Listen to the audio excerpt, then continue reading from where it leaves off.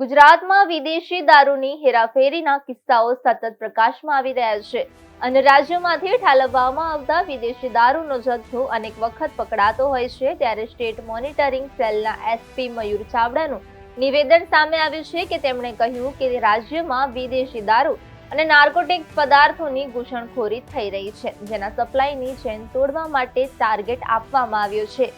State monitoring સેલના SP મયુર ચાવડાએ કહ્યું કે ગુજરાતમાં દારૂ અને નાર્કોટિક્સના સપ્લાયની ચેન તોડવાનો જે ટાર્ગેટ હતો તેમાં દક્ષિણ ગુજરાતમાં સુરત અને તેની આસપાસના વિસ્તારમાં દારૂ સપ્લાય કરતા 10 આરોપીઓ સામે ગુજસી ટોક હેઠળ ગુનો દાખલ કરવામાં આવ્યો છે અને મહારાષ્ટ્રના વિશ્વાસ નામના આરોપી સામે 82 કરતા વધુ ગુના દાખલ થયા છે।